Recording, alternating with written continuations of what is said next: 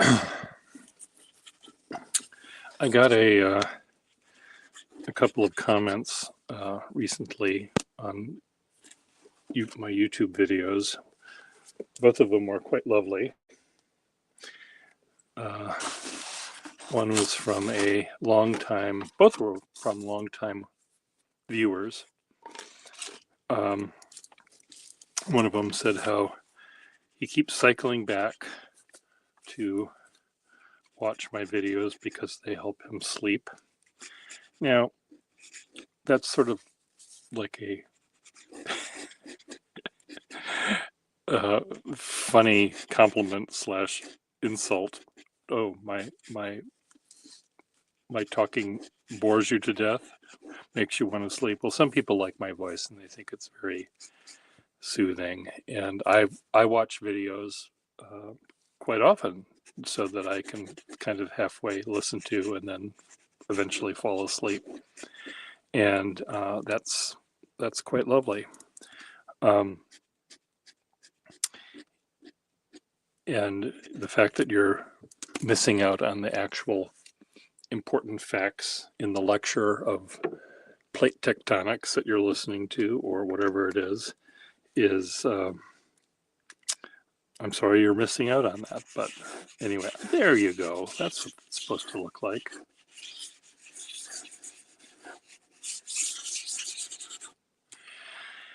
Anyway, so he said he keeps circling back and he loves my video I did about Shriner's fezzes. I have a collection of Shriner's fezzes, and I just zoomed in on the metal embroidery or the rhinestones or whatever the fez was decorated with, and just gave my 2 cents worth of description. And evidently my voice talking about this makes this guy fall asleep, and good for me and good for him and good for everyone. Another person asked whether he could send me money to keep these things going. Now, it's essentially free. I don't have to pay extra to do this unless I use StreamYard, which is what I'm using now, more than 100 hours a month or something. Then they charge me for it. And as you know, some of these live discussions, especially when I've got guests, can go on for hours. And in the 120 minutes worth of babbling, there might be 3.5 minutes total of actual information that you might find valuable, but there's probably 60 minutes when you're laughing or nodding or disagreeing with me, screaming at your YouTube because I'm saying something that's entirely wrong or incorrect from a political or social point of view. But you're watching it. You're watching me. You could be watching someone else, but you're watching me. And so maybe what I'll do, I was thinking, well, I don't want to have people give me money for nothing. Maybe what I do is send the donator a little drawing that I do. And I've got thousands of drawings here, and that might be a nice remembrance. And sending a letter, something in an envelope, requires just for me to put a stamp on. I don't have to wait in line and put it in a box and that extra mile. I just get a stamp, stick it on, and I'm done. Write an address. So I may offer that kind of perk for someone who decides they want to donate to me. As you know, I don't have advertising, and I yet have a Patreon sort of page where I offer special things for people that join, though many artists of friends of mine say I should do that. And if I could figure out a way to do something like that, maybe I will. But the more on a scale of fun versus or play versus work, the more work it is for me to do something, the less fun it is. And I'll be less likely to want to do it if it ends up being more like that. So there's I've got to do some, I have to do some thinking about how I want to do this and if I want to do it. But right now, if you like what I do and you want to just say, here's $10 to help you pay for your StreamYard account or help pay your electric bill, that would be great. And I'll figure out a way to tell you to do that. Probably just my PayPal account I'll probably put on my on a description. So anyway, thank you for the both longtime watchers for your comments about enjoying my show enough to wanting to donate some money for the cause, and the other person for enjoying my voice. I might do something where I will talk about ads. I pay YouTube not to give me ads, and there are some of these people that I watch, some who put ads in it anyway. They cut from their news story to their Sleep Number bed that they love. If you're like me, you like to sleep in a Sleep Number bed, and I can't fast forward. I mean, I can fast forward to it, but it's just like I'm paying money to YouTube, a monthly subscription, so I don't have to listen to you do this. And but a lot of these people, I'm not one of them, a lot of these people use YouTube for an income. This has become their job, to become an influencer or whatever they are, entertainer, influencer. And that's good, I suppose. So if that requires them to say they sleep on a Sleep Number bed, well, good for them.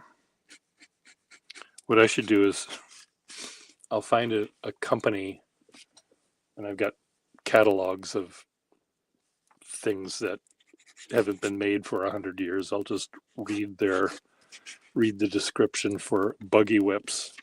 Oh, this is the buggy whip I love. Oh, Bessie, the old horse, loves it when I slap her on the ass with this buggy whip. The Brand X buggy whip I used before, Bessie didn't like. But Bessie really loves, yeah, you like that, Bessie, don't you? You like it when I whip you with this buggy whip. So maybe that's what I'll do. Talk about this portion of Beer Gustafson's Ramblings is brought to you by the Acme Buggy Whip Company. Because that could be entertaining too. And also, it is like you and me, or most of us, who like using 100-year-old items. A buggy whip is another one of those creatures that existed at the same time this pen was made. And the historian, the antique lover in all of us might appreciate the buggy whip ad. And I don't have a lot of ephemera, but I do have some. And some of those old advertisements that you see on the back of magazines, or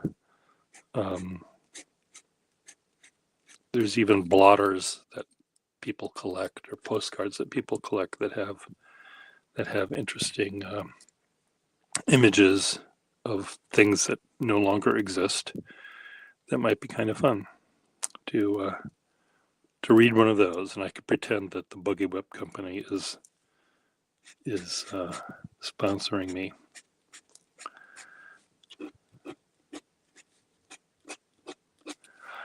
Anyway, that's a plan I'm thinking I might have. If you have any comments below about, here's an idea. Here are ideas. I'll lay them out here of how what I'm doing and what you're watching could help me financially. One is to take ads, and I don't think anyone would hire me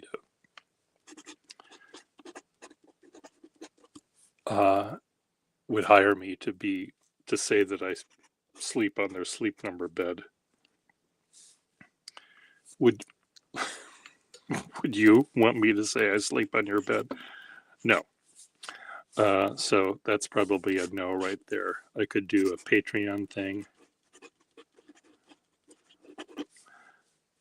and, say, join my Patreon page for $10 a year or whatever they do, and you'll get extra content and you'll get all sorts of bells and whistles. And that means I have to create bells and whistles.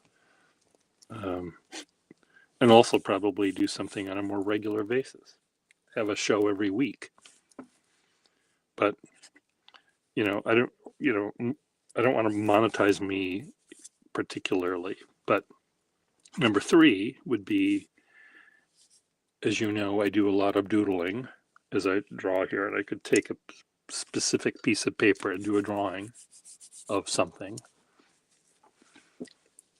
And I could say, send me $20 and I'll send this drawing to you, this original Pierre Gustafson drawing. That might be, that seems fair. Drawing for moolah. Because you are actually getting an original piece of art for $20 or whatever the dollars will be. And I think that might be kind of fun. This is the one I like the best. And then there's 4 donations, which is, if you enjoy what I do and you think it's fun and you look forward to talking with me or listening to me talk with my guests or myself and watch me play with pens. If you think that that's worthy, you can always do that, I suppose.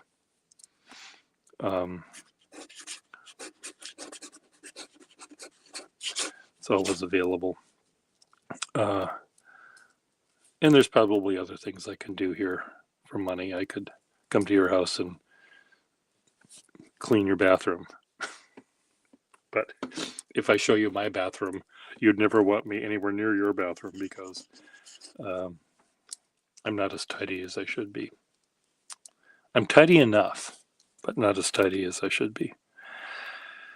So I fixed this pen today, or I realized eventually. I tried, it needed a new sack, or so I thought. So I tried pulling this out with my fingers and with the pliers, and I applied heat. Nothing was working. I finally applied enough heat to take it apart and had a sack in it already. And the lever worked already. Just the lever was sort of tight, so I didn't pull it. Or I didn't try even, I guess, because there was nothing wrong with anything of this pen. And here I risked breaking it by trying to take it apart, and I realized that I didn't need to. Once I got it apart, it was all perfectly fine. So before you try to take a pen apart, first find out if it works already. Some people have come up to me with pen shows. Oh, this pen isn't working, and I said, well, what's wrong with it? Oh, it doesn't fill. Well, this is how you fill it. Oh, is that what that's for? Is that what that lever's for? Yes, that's what the lever's for. This is how you fill the pen. Or it's out of ink, you have to put a cartridge in it, or whatever. And it's not like if I was given this pen and never had seen one before, I wouldn't know that I'm supposed to lift up on this thing. I don't know what, I suppose I could figure it out by Googling fountain pen or whatever you information. You might even not know that this is a fountain pen, but you could see Waterman if you look through a loop and you type in Waterman, and you know it's a pen, so you type in Waterman pen, and you probably find a picture of this on images, and you click on that and it'll tell you about this pen, perhaps. So anyway, I should also talk to people like Wasky Squirrel. I know that he doesn't have ads, but he does get money he's signed up somehow to get money from YouTube to continue doing what he does. But I don't think I have it. I think I need a bigger audience before anyone would even bother to give me monetize my thing. And the problem with me is, or the good thing about Wasky Squirrel or other people that do this, SBRE Brown, all of the people that sort of have a YouTube channel for one particular thing, pens, they usually have a format, pens in use or whatever it is they do every week. It's a known entity and people know what to expect. When you see a video that I put up, you have no clue what's going to happen, because I don't have any clue of what's going to happen either. I don't know until, I might have a plan, but if I had a railway, I'd sell you a ticket. Would you like to get on my railway? Good. Okay, great. Thank you. Okay, here's your ticket. Here's your seat. All aboard. You had no idea where you're going to end up.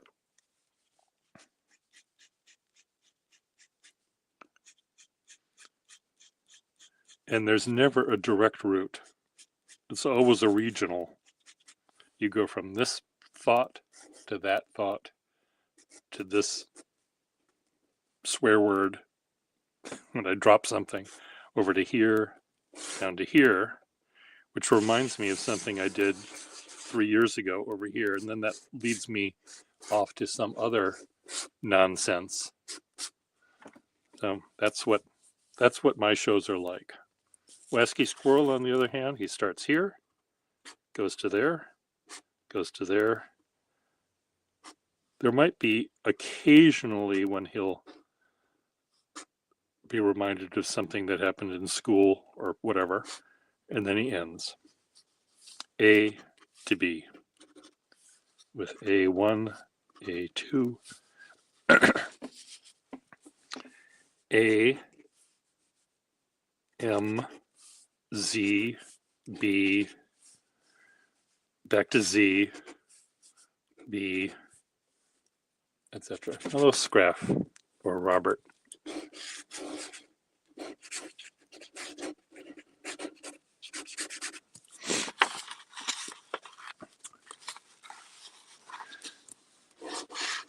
Are you able to join me today?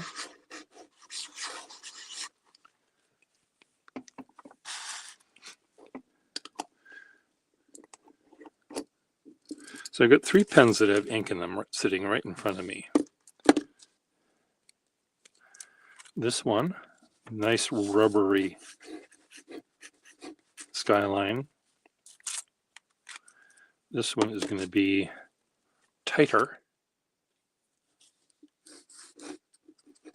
Okay, come on, why aren't you working?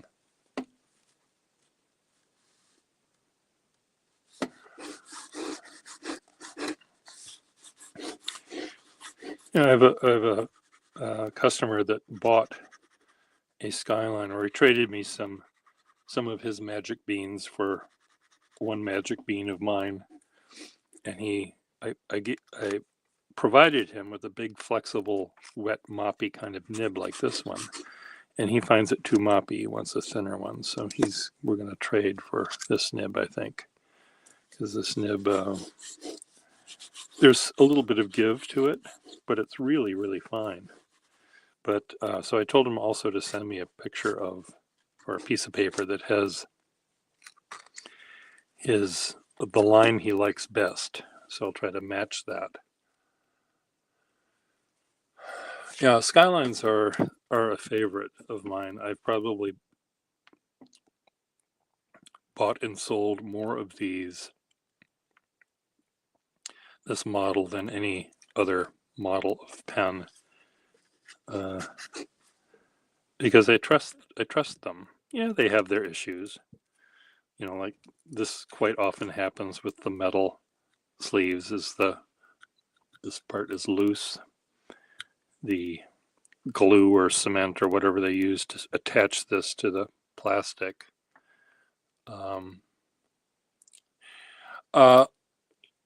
Well, this pen came out in the 40s, and the guy that designed this pen, Richard Dreyfuss, also designed a locomotive. Henry Dreyfuss. So there's one train that looks really, really cool that he designed that does have sort of a front like this. I think this looks much more like the Hindenburg or a Zeppelin. I think it's a great design. I really love them. And this cap, this cap design that they used is one of the fanciest pens they made. I guess the Moiré plastic is also kind of fancy, but most of them had a more machine age sort of look to it.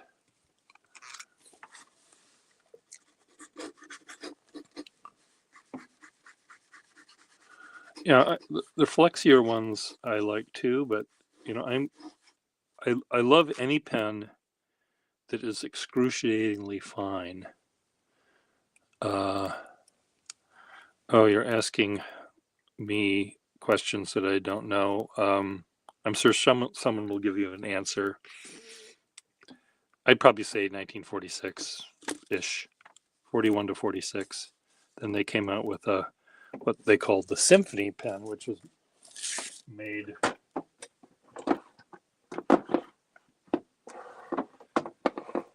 designed by Raymond Loewy, who also designed trains. This is the pen that followed this one. And it's thinner.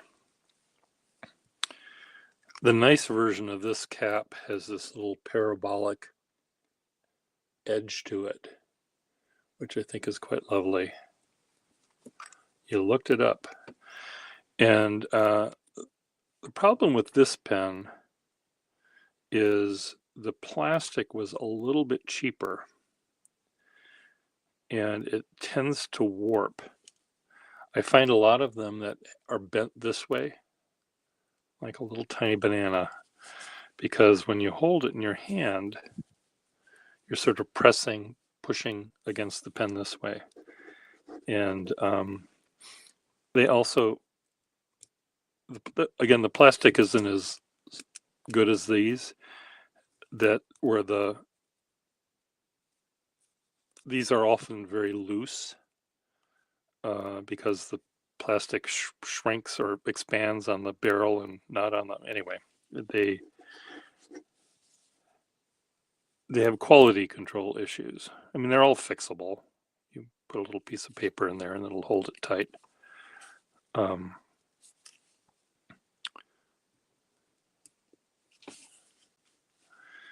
And this is called a Symphony pen, the Eversharp Symphony.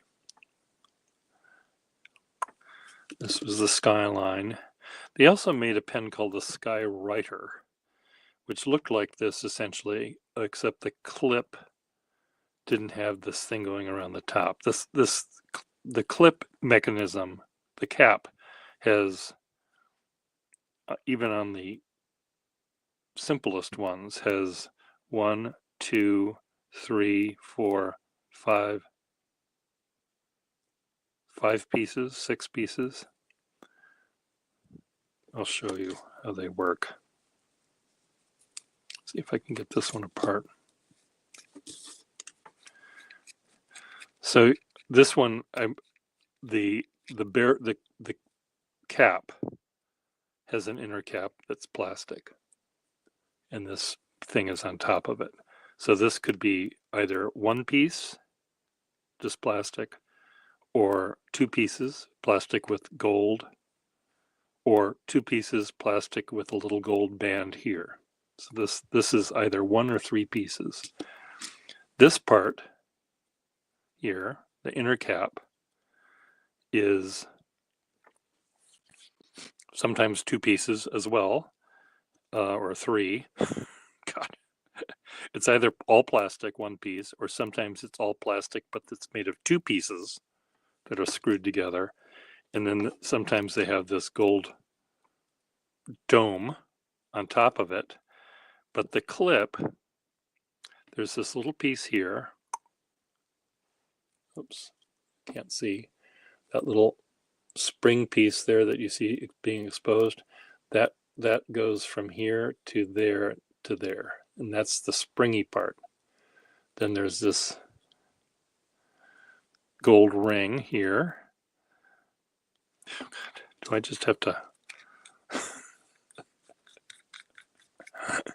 Well, some of them do. I mean, some of them are really tightly put together, and you try to take them apart and you might break them. Let me just draw the parts of the clip. So you've got the dome and the inner cap, and the plastic ones, this is all 1 piece, except sometimes it's 2 pieces. This part screws into that part, but let's just assume this is all 1 piece. Then there's a thing that looks like this that has the spring on it. And then you have the clip, which looks like this.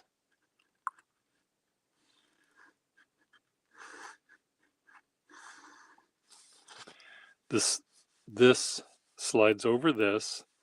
This part wraps around that, and this little hooky thing is right here. And you hook that into another piece here, another ring here that you put on first. And there's a little part of it that you have to hook this thing under. So there's, on a standard Skyline cap, you've got 1, 2, 3, 4 pieces, right? Sometimes 5, if this is a 2-part. So the thing, the thing, the thing, the thing. And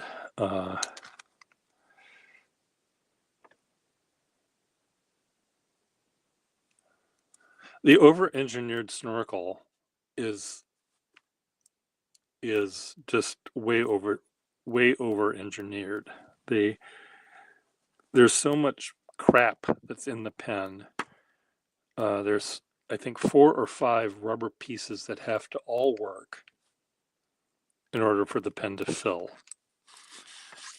There's a little washer there. There's a washer over here. There's a rubber sack here. It seems to me there's another one here. Is that right? Then you've got a metal cage going around the sack, and then you have the spring that goes around that, and then you have the barrel. So there's all this. There's 1 layer of spring, 1 layer of metal tube. This all could be a rubber sack. All of that could be a rubber sack.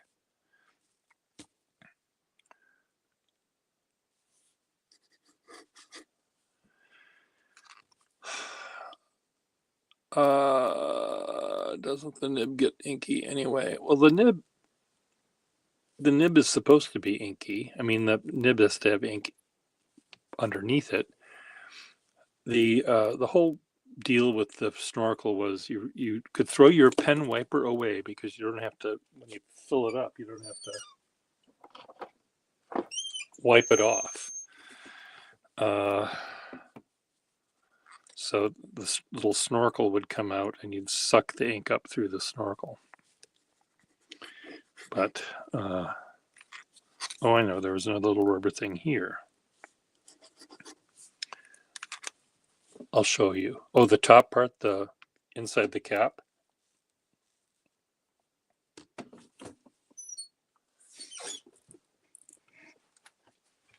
Come on, Pierre, stand up.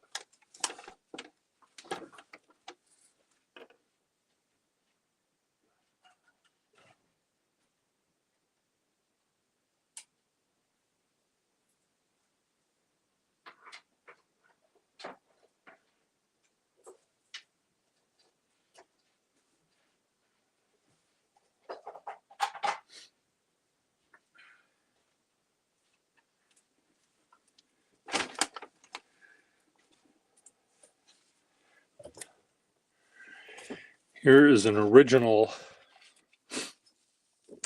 snorkel demonstrator pen that came with the company that I bought.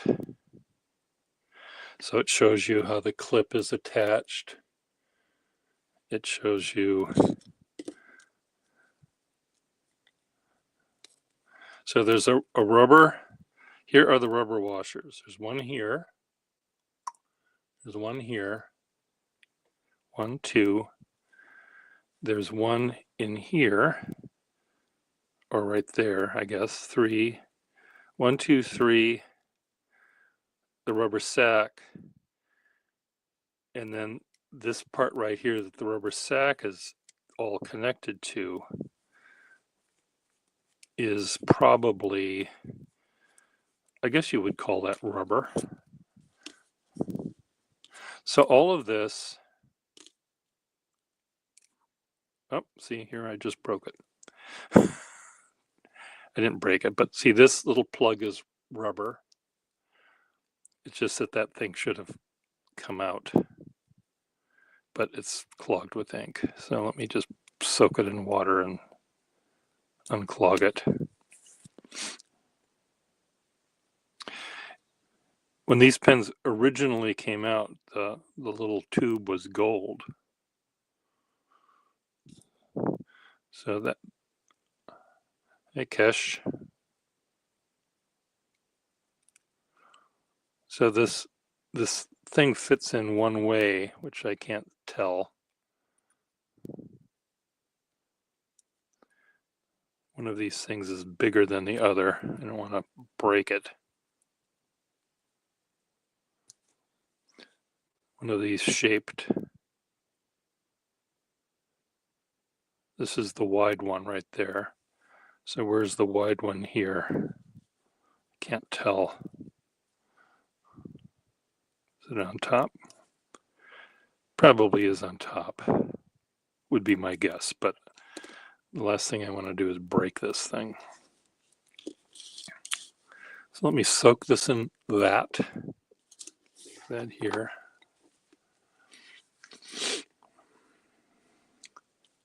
It is a cool system, and yes, I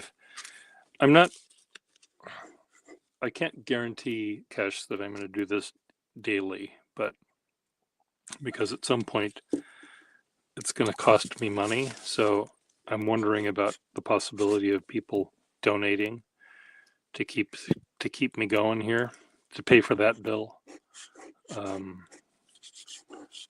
Someone offered to do that today and sent me an email saying I should. He wanted to send me money, and I said, well, I don't really want to do that. Why does it cost me? It costs if I use StreamYard for more than 100 hours a month, or more than 50 hours, I don't know what the thing breakdown was, but over a certain amount of time a month, then they charge you. You've exceeded your limit. you can pay $30 a month or whatever the cost is or was. It is like magic, and that's my first email back in AOL days was pengod@aol.com, because people, when they would come to me for parts, oh, I need a blind cap for my Parker Duofold Junior. Oh, I open up a drawer and there's a blind cap. I sell it to them. Oh, I need a cap for Skyline, and I pull open another drawer and there would be 3 dozen caps for them to choose from. And someone said, "You're a pen god. You just, anything that you need just happens." So I use that term, and it worked okay for a while.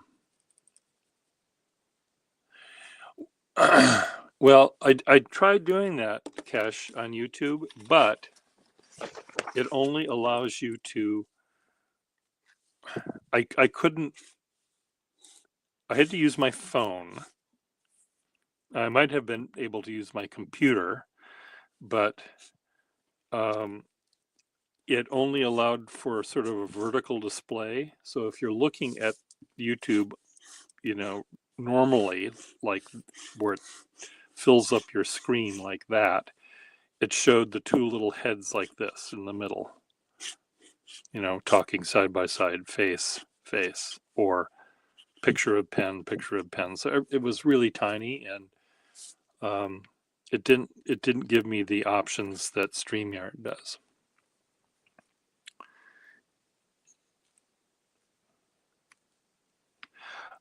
So I'm not. So the gist is, I'm not happy with that. I also am realizing that sometimes I might want to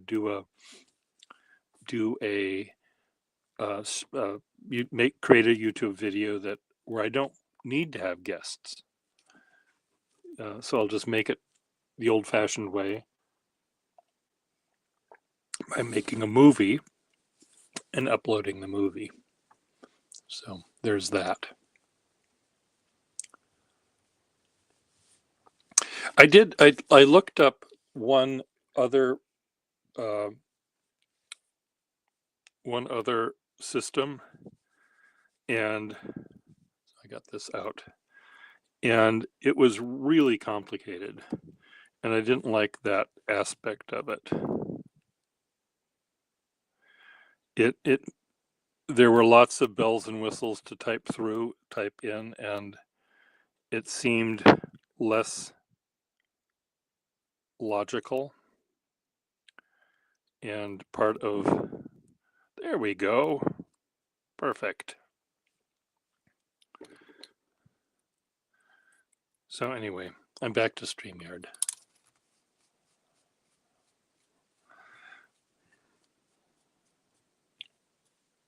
And again, it's not thousands of dollars a month.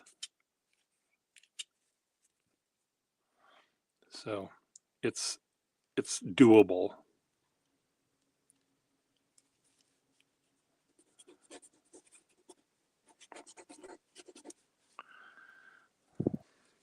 So there we go.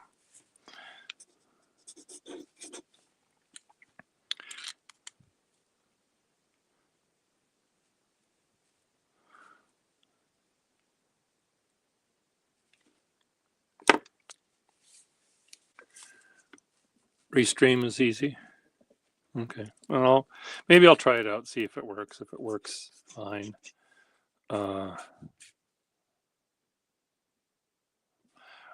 Yeah, they do. I mean, even early Schaefer. Schaefer, once 1920s hit, or even before, Schaefer decided that stiff nibs was what they were going to do for the most part. So Waterman was almost always keen on flexible nibs.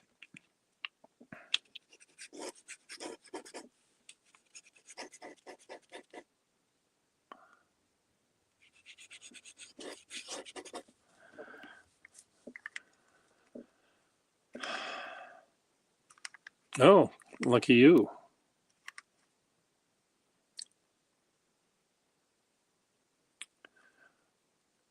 Well, yes. I mean, Kesh, asking people to change their signature or to learn how to write a new signature is not easy. You might be able to figure out how to change their handwriting, but their signature is sort of a different kettle of fish. My signature has nothing to do with my handwriting. Peer. Or even less than that. But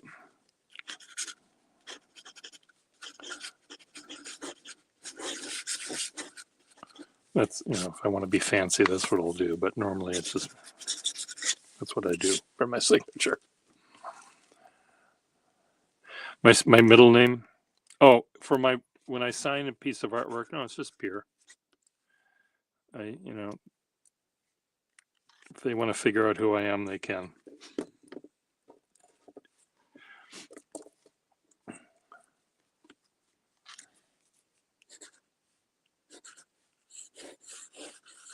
I used to sort of sign.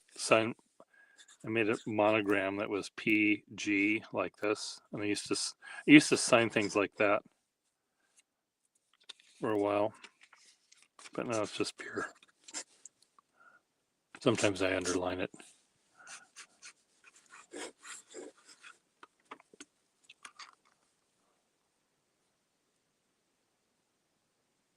Oh, well, the gray with red veins is quite lovely.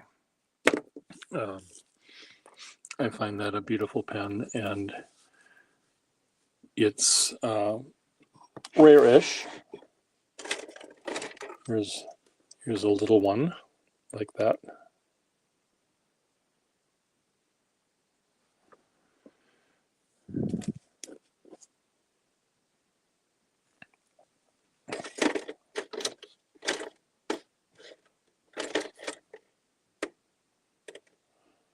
Another one.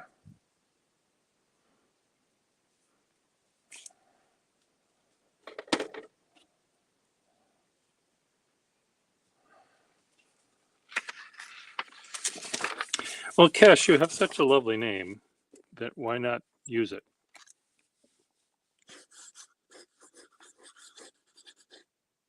Keshev with a U. Keshev.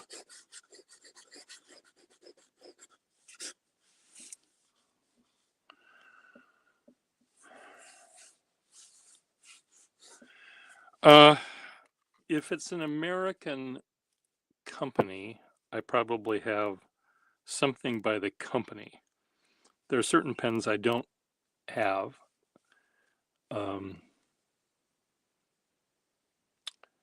Like the Eversharp pen company made a pen called the Coronet, which I've never liked.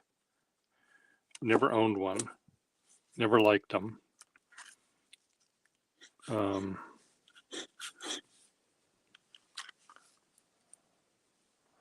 Your first name. Just your first name, Kesh. When you get to be big and famous like Cher and people like that, do we know what Cher's last name is? Or Prince's last name? Or Prince after he was Prince, he was just a symbol? And this is a lovely pen.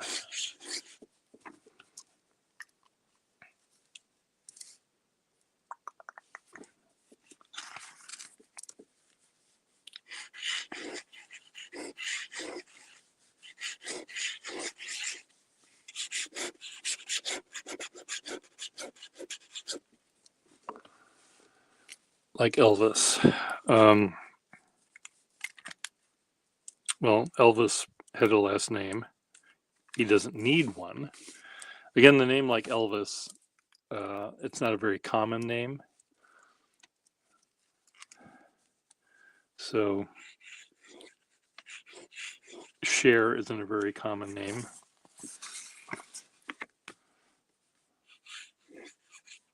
Now Sonny Sonny Bono. He might, maybe there's lots of Sonnies in the music business.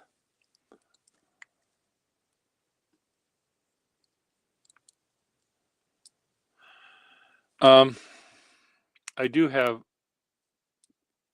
some Conway Stewarts. I might have a total of 6, and some of them are in my pens for sale. The ones in my collection are there just sort of by accident.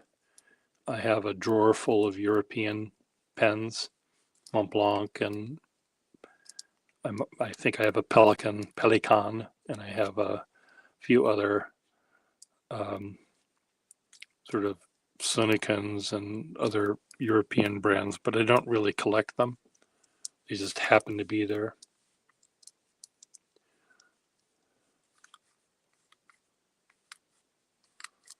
I have quite a few English Swans.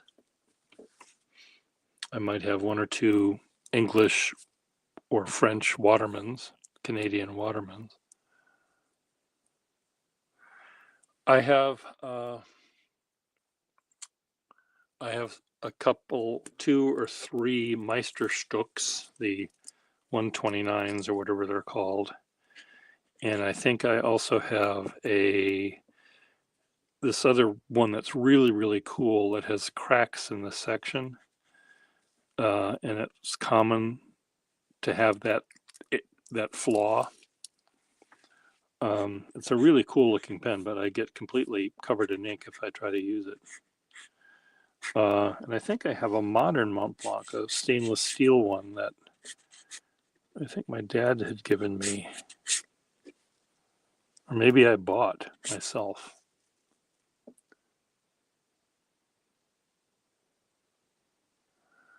Ever noticed how everyone doodles houses that are only the colonial and penises only circumcised? Well, I draw penises that are uncut all the time. I love uncut penises. And houses, it's sort of easy to draw a house that you see in the United States that usually had a roof that was like that, not a flat roof. And once you start there, you don't necessarily have to put columns in it or other things that maybe are unique to colonial houses.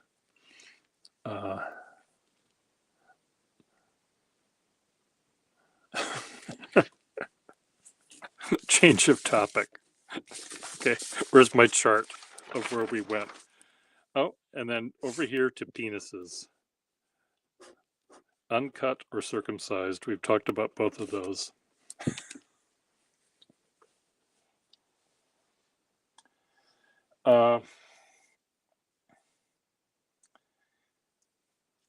If I knew where the drawer of the Mont Blancs were, I could get them immediately and show you. I know I did have one right here. There it is. This thing, the big one. And this was given to me by one of my neighbors who, it was her late husband's. And when I first saw it, and we were going to trade for some art, and she decided she wanted to keep the pen, so I didn't get the pen back. I didn't get the pen. But I don't remember the nib as being bent. As you see, at some point this hit the ground. Yeah, I had another neighbor that gave me a PFM. So now I've got 2 pens I'll give you. Just wait here. And he went to his loft and he came back and he gave me 2 pens. And one was a pen for men, a big black PFM.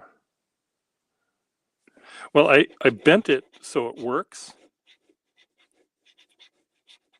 Works perfectly fine. And I'm always afraid of, if I get it to work, I usually stop there because I don't want to spend any time trying to make it perfect and then end up breaking it. So I usually stop when it works.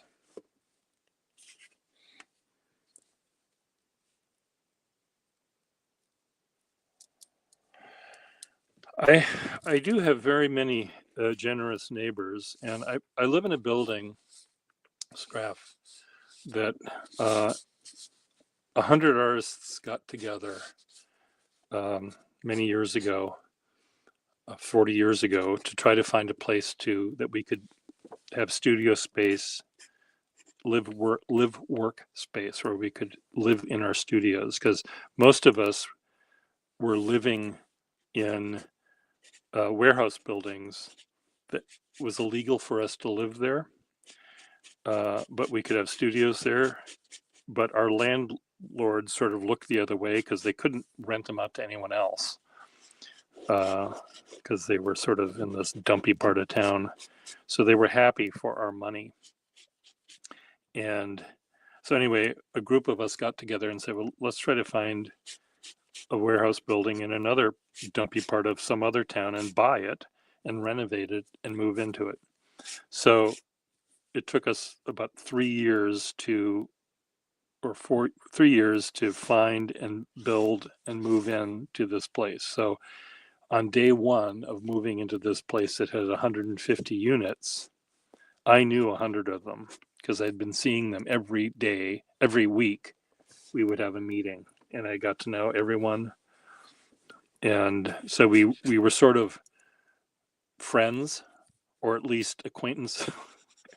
Maybe we knew who we didn't like, but we all had the same goal of trying to make this building work. And so if I don't own a car now any longer, but if I wanted to borrow a car to bring my cat to the vet, I'd say, can I borrow a car? We have a Facebook page. I could type in on our private owner resident Facebook page. I can say, does anyone have a car I could borrow to bring my cat to the vet? And I'll have 3 people offer a car to use. The first person that responded to me was someone I had not yet met. They just moved in a week before, but they had such a sense of community in this building that she was willing to give me the keys of her car without even meeting me. So it's really a great place to live. And if I ran out of coffee, often I forget to buy coffee and I need coffee, I'll say, does anyone have coffee? And I'll get 3 responses. Do you want a cup? I'll make one come by. I'll give it to you. Or do you want me to drop off a cup of coffee? Or do you want a pound of? They'll just do that. So people know that I like fountain pens, and I do a lot of work for the community that I don't get paid for. I make signs. I put on or host events in the gallery, or they know that I'm pretty generous to the community. That I think this is a way of thanking me also for doing it. So it is great. Is Kesh still here, or did talk of penises scare him? Drawing a circumcised penis, I mean, it's easy to do. You're essentially, there it is, right? An uncut penis, you have to decide whether it's, going to be covered or sort of hard, and then you have to figure out how you're going to draw that, or what stage of whatever. So I think it's easier for people to draw a. God, am I disturbing you?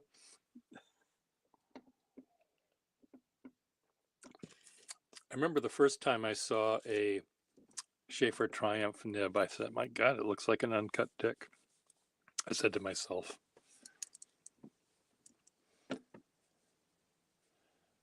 and I showed it to a female housemate of mine, and she thought the same thing. I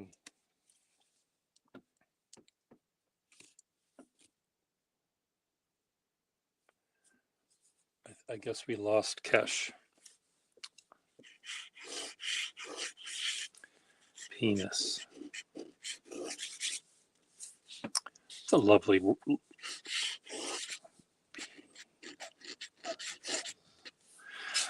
There was a website for fountain pens called Pen Island.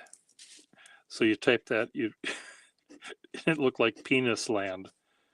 Penisland.com. Not so penisland.com or penisland.com. You can't say you made that same association. Look at that nice P I just made. Two-stroke P. I like that one. Who chose that name? I don't know. I'm going to bring this back to where it belongs.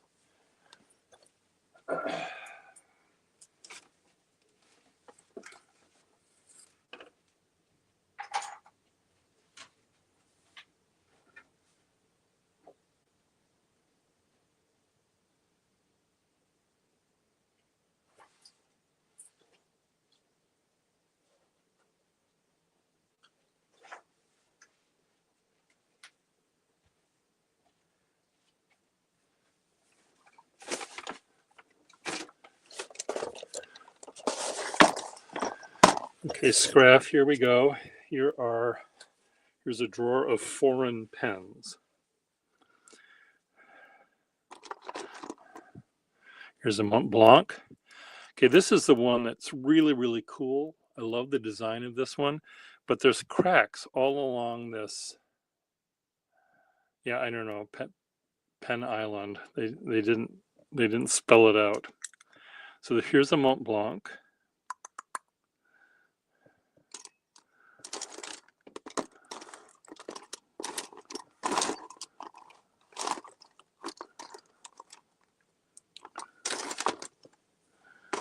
Is this a Mont Blanc? No, this is not a Mont Blanc.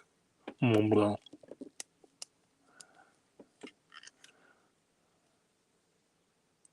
Well, this is a Mont Blanc. This is something else. So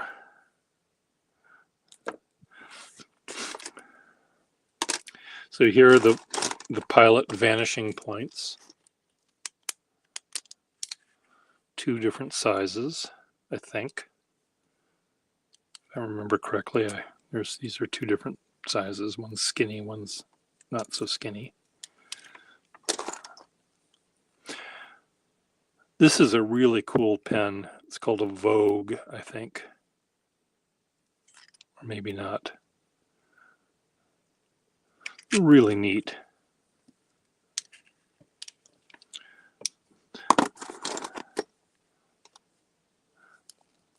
What is this thing?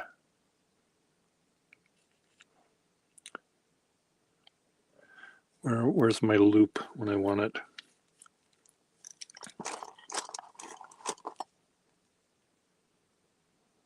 This one just says Japan. Made in Japan. The Japan pen, made in Japan.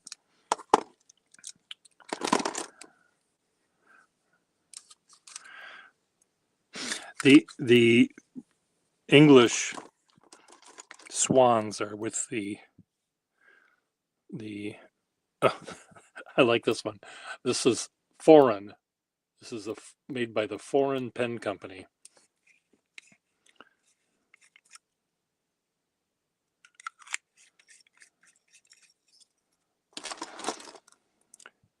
This is cool, if I remember correctly. Eda Cadeau, made in France. Really a beautiful pen. I've got some other Eda Cadeaux. I think this is another one.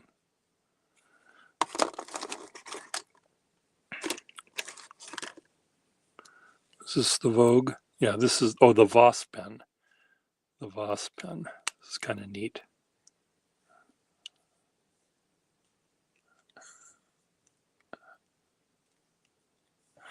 It's from foreign. It's from foreign. It's a foreign pen.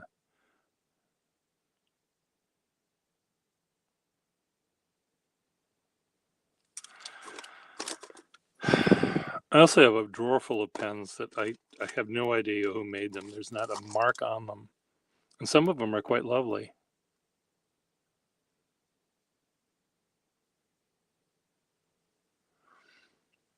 I have a loop here somewhere, but I don't know where I put it. And I've got one that's, I got this one that,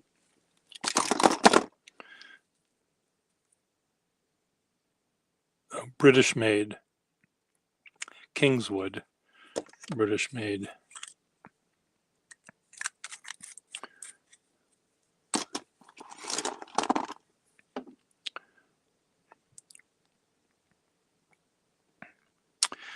Okay, this one's interesting. National Pen Company.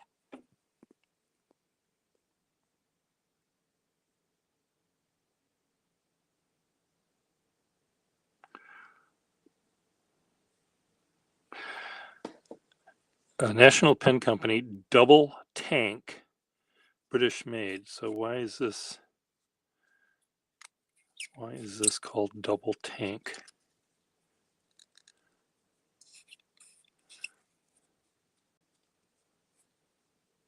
Maybe it held twice as much as their competitors.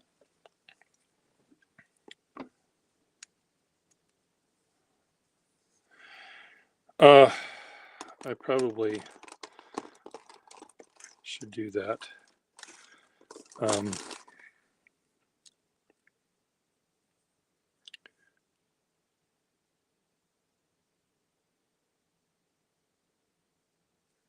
is this one called?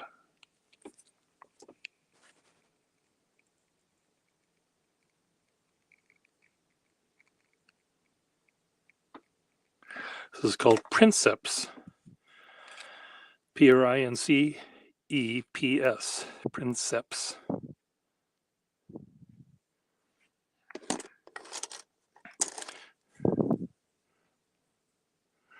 Anoto, the pen. I love how Anoto, the pen, makes it sound like they also have Anoto, the car, Anoto, the movie.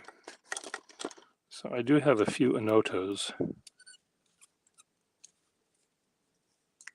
Anoti. What's the plural of Anotos?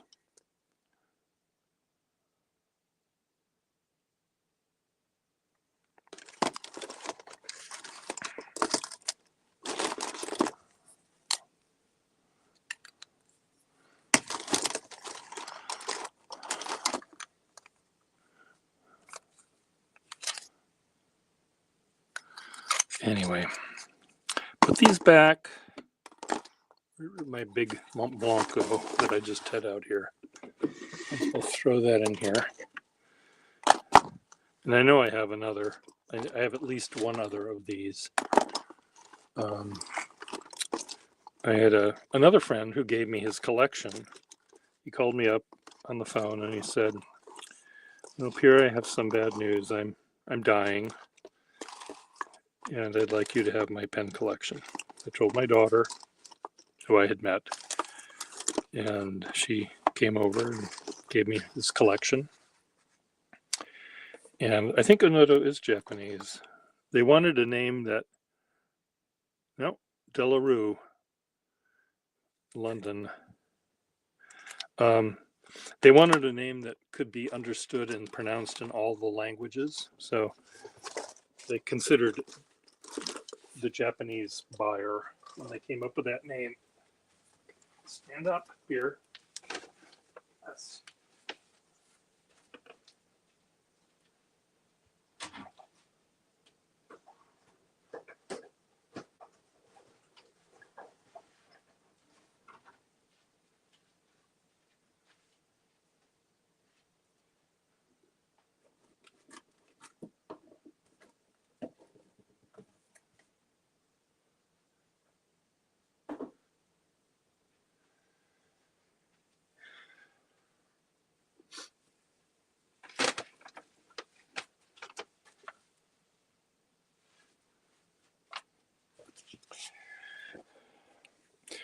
So the guy that gave me his pen collection, he also, in his collection were 2 or 3 pen display cases, one with a glass top with a drawer, and another one, and I thought I had them right here, but I guess I have them elsewhere.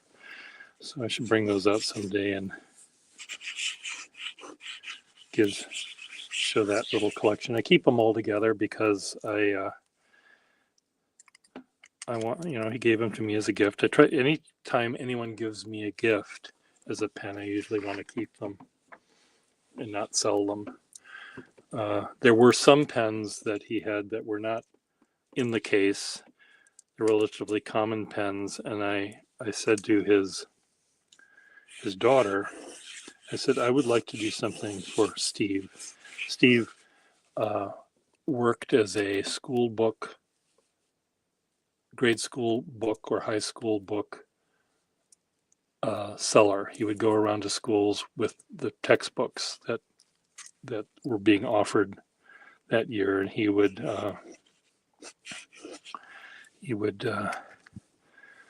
sell these or get the schools to buy this particular math book or history book, whatever it was. And I said, there are many times at a pen show when kids are with their parents and the kids don't want to be there, and the parents, are talking with me, and the kid is sort of pulling on their arm saying, let's go home. I said, this is what I'll do. I'll give the kids a little pen. It'll be some sort of not very expensive pen, and but perfectly usable and functional.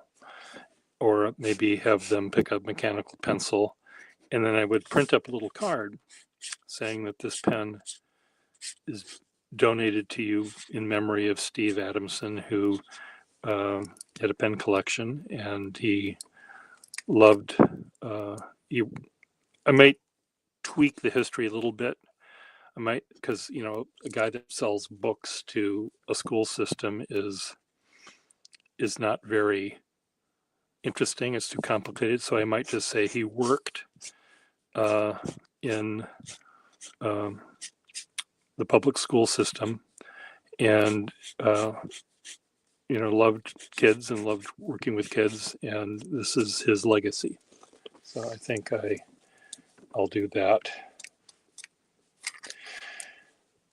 Well, pens do come my way, and in the case with this guy that died, he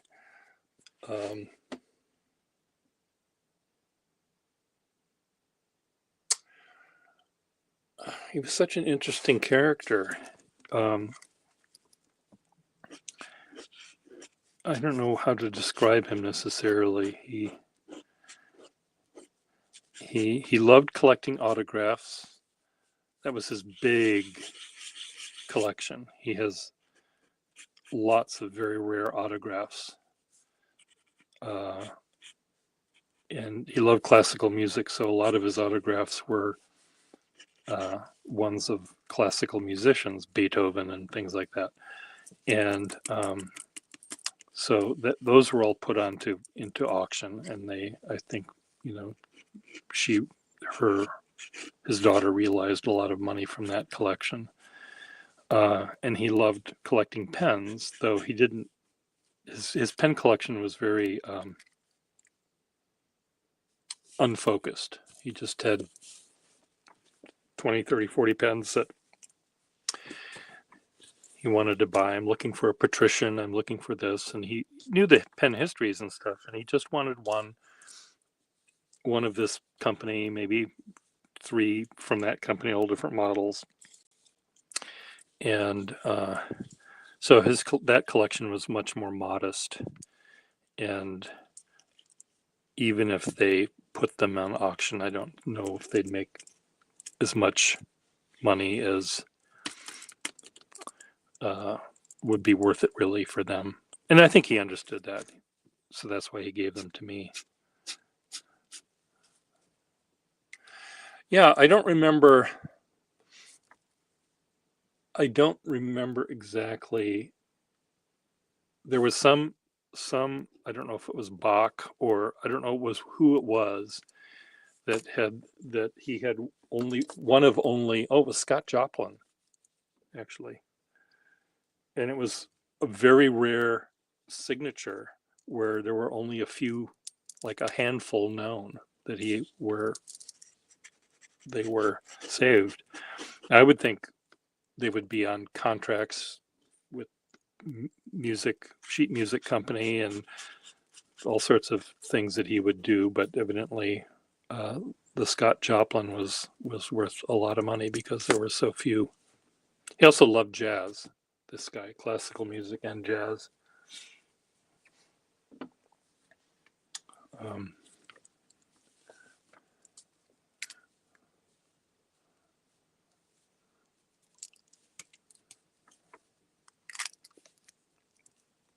So what do you think, Robert? Where did our conversation go this time? All over the place. In fact, I wonder if I got Steve Adamson's. I think I probably asked him at some point to write in this book. One of the cutest stories that Steve told me was it's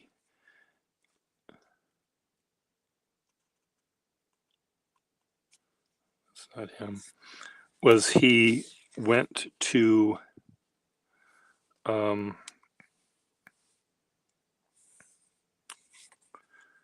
Paul Reno. He used a pencil. Why did you do that? Mike Daigle, Scott Jones.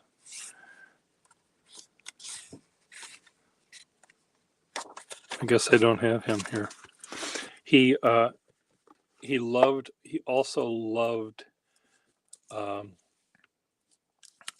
the baseball, the Red Sox, the Boston Red Sox, ever since he was a kid. And he's from here, and that's I think what started him on his autograph collecting. He would go to the baseball stadium, Fenway Park, and he would wait in line with all the other little boys, and he would have baseballs for his heroes to write their name on. And anyway, he told me, obviously before he died, but he was long since no longer a child. He was an old man, and he said he was at Fenway Park. He was going to get the autograph of a new rookie, and I had to take a leak, so I went to next door to this bar, and on the wall of the bar on the way to the men's room, there were all these framed pictures of baseball stars, sometimes as a group or a team, or pictures from newspapers or whatever it was. And he looked up at the wall, and there's a picture of a bunch of little boys, and then there's a picture of one Ted Williams, and other, I didn't know all of the names, but I knew some of the names of all these baseball stars. He said, that's Ted Williams, that's Joe Smith, that's so-and-so, and that's me. And here he was. There was a picture of him at the bottom of the photo with his autograph book, waiting to get a picture. And this photo, it said from the Morning Star newspaper, Boston, or whatever it was, but that newspaper no longer exists. But he found out that it was bought up by the Herald, the Boston Herald, that still exists, and he was able to get a copy of this picture. And he gave it to me, and he said, "You can have this."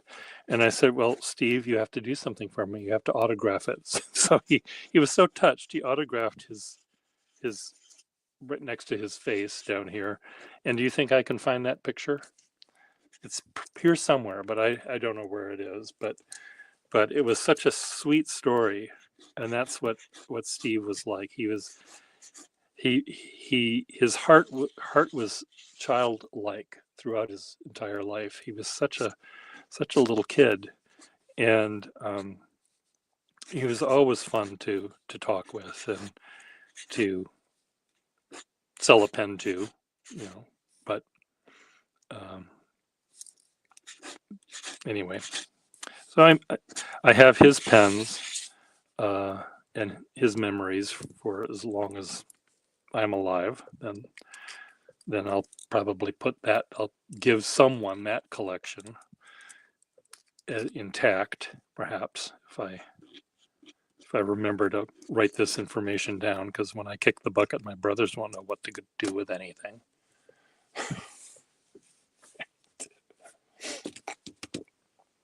Yeah, I bet he would have had a Sinatra signature. I had in my collection, which I gave to gallery director,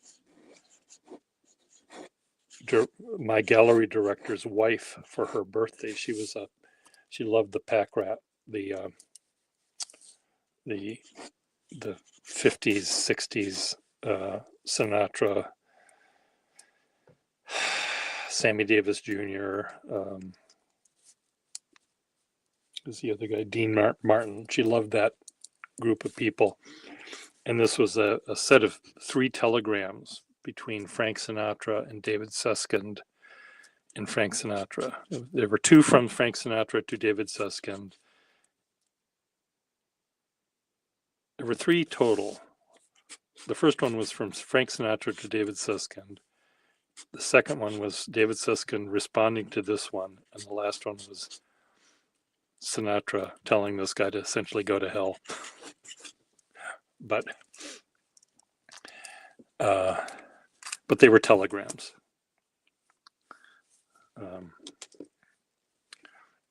I still have some of these telegrams. David Susskind, the guy that was contacting Sinatra, he ran a TV show. It was a talk show where he'd interview one guest. It was called Open End. And it was in the 50s and 60s. And anyway, he was from the school that I went to graduate school from, and he donated to them all of these records. All of these, there were scripts from TV shows he sponsored or produced. There were telegrams. Obviously, there were lots of 8x10 photographs of stars and himself and other things. They threw them all away. So I found them in the dumpster and grabbed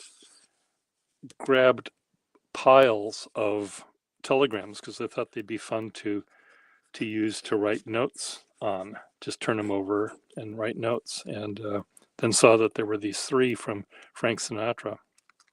So then I started looking at them, and there's one I still have from Shirley MacLaine to David Susskind, and it says, "The what?" That was the end of that telegram. And but had I known that eBay was going to exist at some point, I would have taken everything out of that dumpster and saved it. Original telegrams from Frank Sinatra. And they were scripts for TV shows. They threw them away.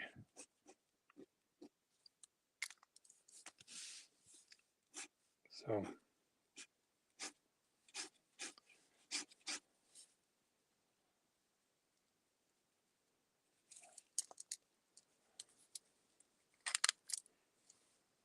what did he do? You're asking what the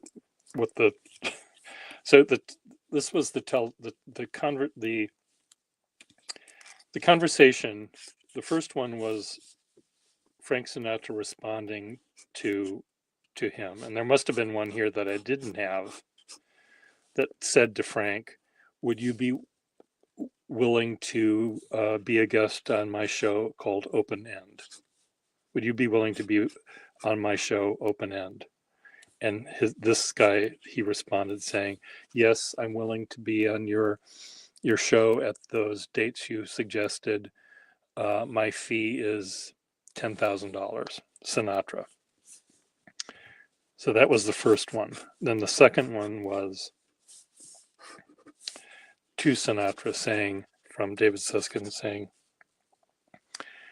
essentially, I'm not interested in your song and dance with additional fill-up provided by teleprompter. How much for spontaneous discussion? Susskind. And then the last one was from Sinatra to Susskind saying, my traditional song and dance performance was that number. For parasitical shows like yours, my fee is $35,000 or some large amount, much larger. If you have the money or can borrow it, let me know within 24 hours or find someone else. I'm a busy man, Sinatra. So that was how it.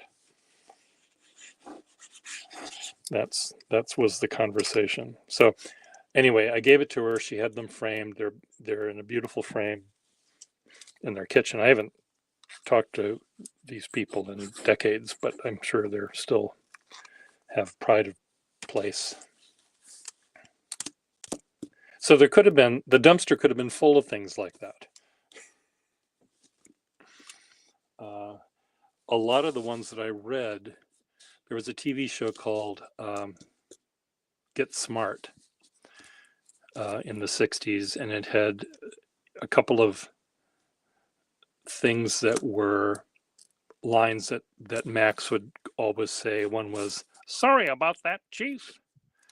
And a lot of the telegrams were, David Susskind must have been the producer for this show or somehow associated with that show, because a lot of them were to, let's say Heinz Ketchup Company or something, where someone tried to use that in an ad. Sorry about that, Chief.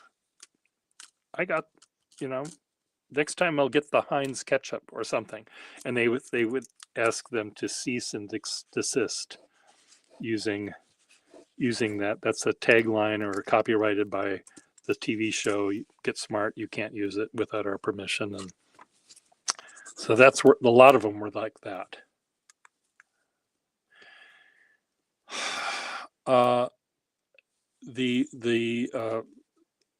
The Madison Historical Society was on the campus of the University of Madison, and it was the building across the street from the art building where I went. So I'd always look in their dumpster in the back of their building on my way to dinner, which was at the building on the other side of that one. And sometimes I'd find beautiful old ledger books.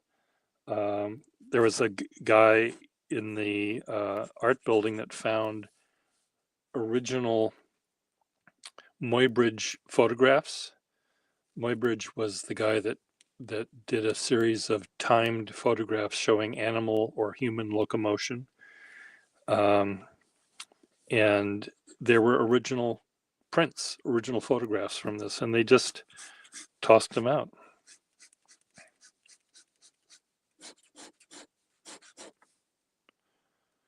And, libraries don't have room for all this shit. And they can't keep them. They probably can't sell them legally. They were maybe gifted to be, the stipulation is you can't sell these. They can throw them out, but they can't sell them. So I think these days, though, I don't know, there's a dumpster near me. We called it the Magic Dumpster. And it was, I would look in their dumpster every time they had a brand new dumpster out. The next day it would be packed with shit. And there would be all sorts of people looking in the dumpster. One would be, the dumpster was next to this storage building that is still there, where companies put their records that they have to keep for 10 years or 5 years or whatever the law is before they can destroy them. And, they take up room, these boxes full of shit. So one day I saw, 4 or 5 people digging through this dumpster. Some guy was saving all of the wire. This came from Draper Labs. Draper Labs is in Cambridge, which is the next town over. And they had, they did work for the military and for NASA. They built parts of rocket ships and stuff. So there were blueprints, there were pieces of metal, there was lots of copper wiring. So there was some guy stealing all the copper wiring so he could bring it to the scrapyard and get all sorts of money for that. There's other people, grabbing all the aluminum to do the same thing. There was one guy that it was full of 3-ring binders, big white 3-ring binders. And the guy wanted the binders. So he undid the little rings, dumped out all the paper, kept the binders. And the binders said, big black lettering, launch codes for the Trident missile system. So this is something that the Ruskies, the Russians, would have paid millions of dollars for 10 years earlier, but they're all out of use now. They're all obsolete. I found some beautiful bits and pieces of what could have been a satellite or a missile or something. Beautiful brushed aluminum fittings for rocket ships, I'll pretend. So I've got a pile of that shit. It's probably all radioactive, and I'll wake up one morning and my balls will fall off or something. Whatever happens.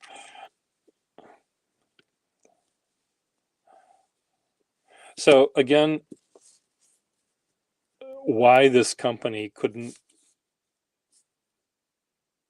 have bothered, the people that work for that company make trillions of dollars a year, and you're not going to use that guy's brain power to bring this stuff to a flea market or do it. They just store it until they can throw it away.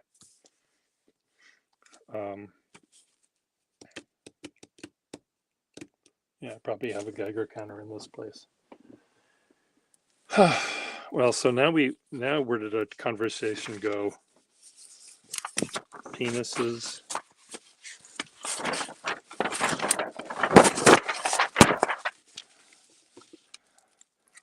Penises circumcised or other Trident missile systems, Frank Sinatra.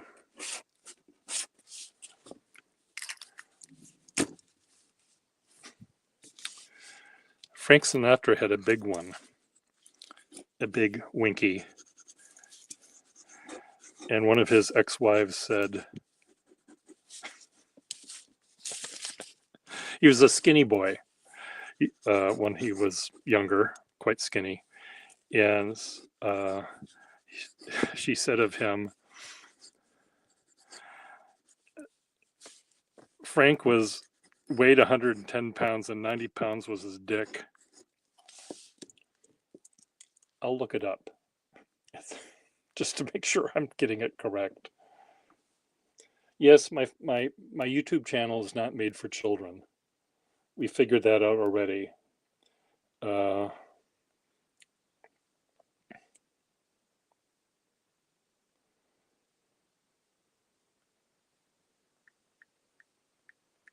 Frank Sinatra penis.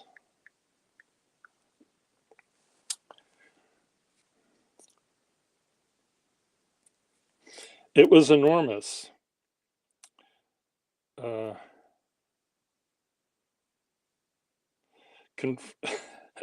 Frank Sinatra's huge endowment confirmed by wife Ava Gardner. So there the happy couple are, Ava and Frank.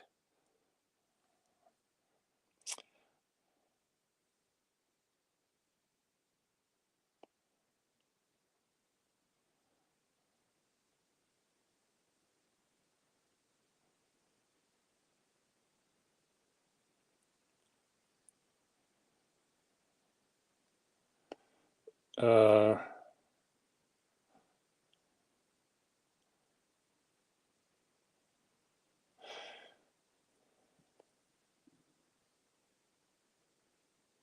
oh, here she said, he's just 109. What do you see in this guy? He's just a 119-pound has-been. Someone asked Ava Gardner, and she said, not even blinking, she said, well, I'll tell you what 19 pounds was. So anyway, there you go. There's nothing wrong with that topic. Scraff, am I embarrassing you? I don't mean to be.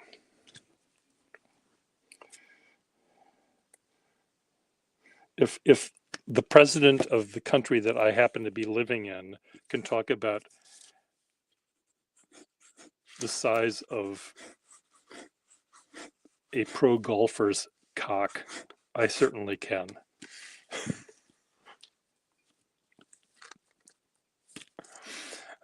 You know, so Donald Trump pulled us down into the gutter. And the people that seem to think that I'm being perverse and disgusting by saying things like that, I can say, well, the president that you voted for and you think is Jesus's best friend, if he can say it, so can I, right? When did he talk about that? He talked about it this is before he was elected. It was some campaign thing, and he talked about Arnold Palmer, who was a famous golfer. And at some point in this, Donald Trump's talks did do the same thing that mine do, except I say actually interesting things, where he wants to just gripe and moan and then talk about windmills that cause cancer and things like that. No, it was just type in, search for Trump, Arnold Palmer, and then you can also type in endowment or something. But he made some sort of comment that everyone would see him naked in the locker room, and they'd all comment on how big his dick was.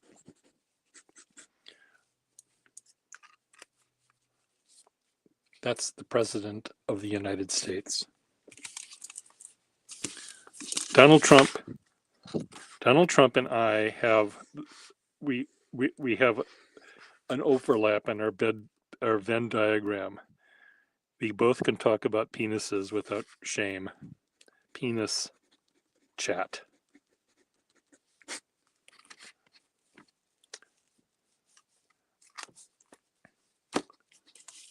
Now he's blaming this recent airplane crash on diversity of hiring practices. It's all because of that.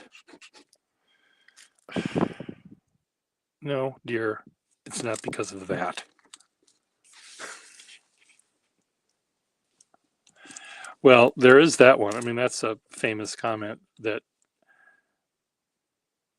he might have said, thinking that wasn't being recorded and would never see the light of day.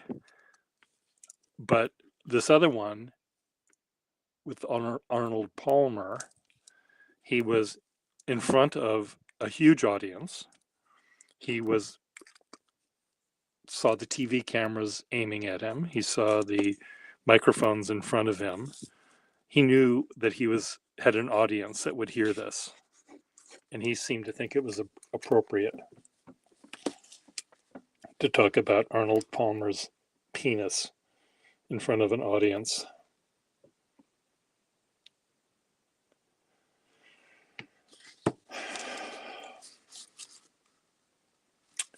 Well, I've been on here for hours. An hour and a half, for God's sake.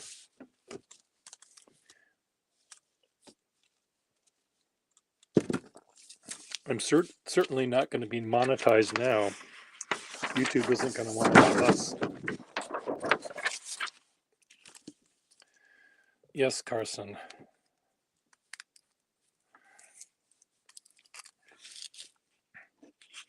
Would you like to join me live, Carson?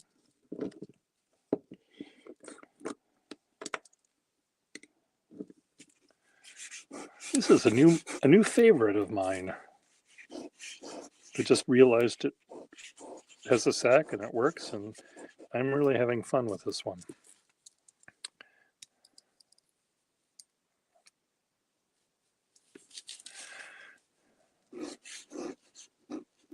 Well, if it wants to be clean, it'll have to send me a letter. You know, I'm not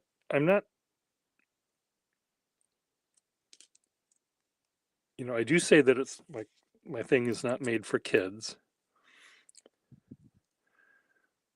And I think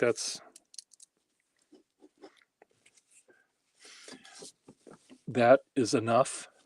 What it should say is you can't be immature. Now, a lot of people would think I'm immature by talking about penises like a 6th grader.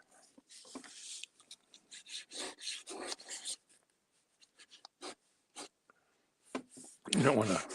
Would you ever want to do it, Carson? I don't think I've ever had you live before. Carson, you often make comments here about, or you know, under my thing, wanting to buy a pen, and I always tell you how to do it, but you never. All you have to do is email me, and we can start a conversation that way. If you're serious about buying a pen from me, email is what works. So,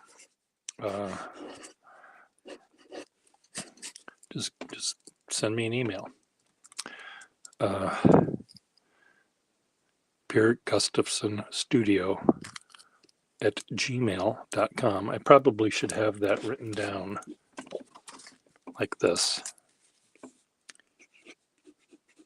Email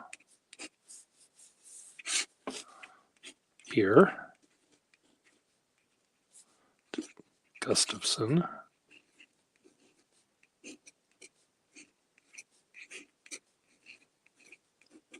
Studio at gmail.com.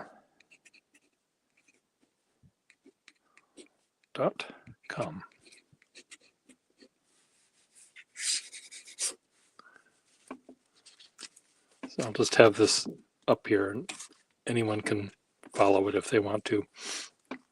I also have Instagram accounts and Facebook accounts and all that sort of stuff. And all of that, all you have to do is type in Pierre Gustafson, you'll find me, because there's only one of me in the world, as far as I'm confined.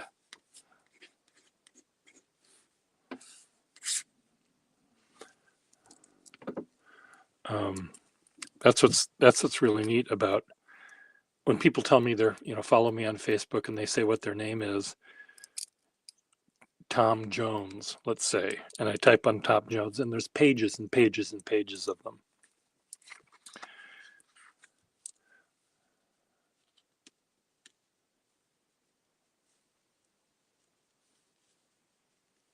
Well, you can still send me a letter, Carson. Send me an email first. I'll tell you how to send me a postcard. Or you can find it on my website, pierregustafson.com. My address is right there. And I can try to match it up. Gustafson.com. pierregustafson.com. Go. So here's my website. Oops. Low battery. You zoom in. There's enter. Hit enter. Brings you here. Way at the bottom on the first page, there's my address. So it's really, Yeah, you don't have to scan it. Just take a picture of it. I mean, it's so easy to find me. You know, luckily I have a name that is unique. Um, thank you, Mom and Dad, for that. My brothers don't have that luxury. They're named Todd and Troy, and I'm sure there might be a Todd Gustafson out there in the world, or a Troy Gustafson. I've never searched for them.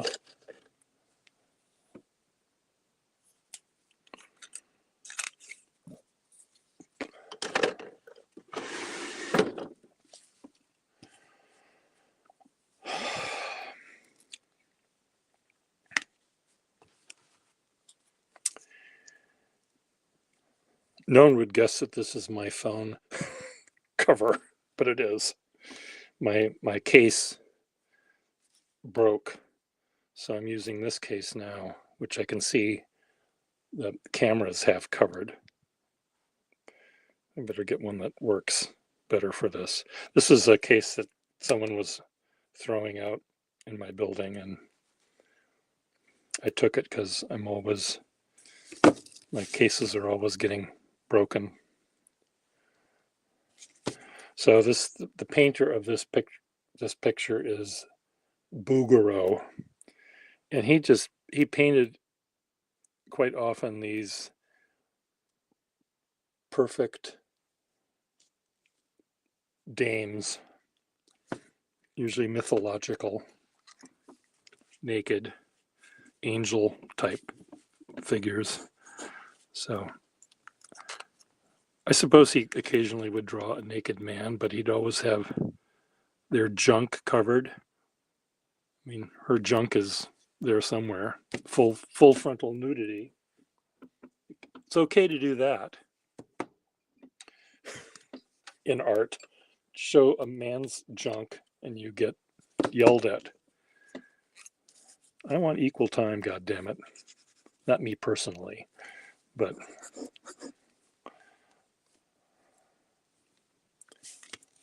anyway, skyline.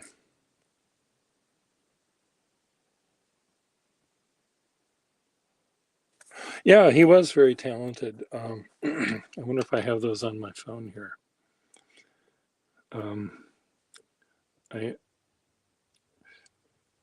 I have so many various devices, and some of them have some items, and some of them have the other items. Let's just see if I can find my dad's artwork here. My dad was extremely talented, way more talented than I am, and he could draw anything, and he also drew in many different styles. He made jewelry, he made pottery. Yeah, I don't have it here. It's not on this device. But when he was in the Korean War, he created sort of little pinup figures for people in his troop, and he took photographs of them. So we have the photographs. We don't have the original drawings, but and these are photographs that I didn't even hardly knew existed. They were in an old album that I guess I looked at once or twice, but I didn't pay any attention to when my father was alive. So there's that. I've been talking for an hour and 45 minutes, which for those of you that aren't part of the live conversation and you're watching it recorded, I hope you had fun. If you did, let me know. If you fell asleep and you found my voice soothing, let me know that.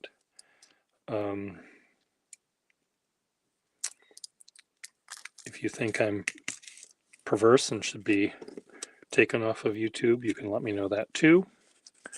Won't change my behavior, but if I'm saying anything that I shouldn't say, tell me why.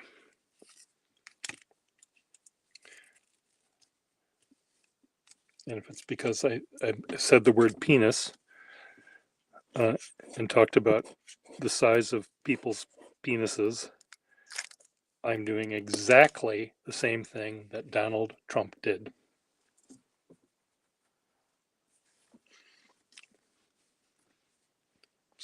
So there.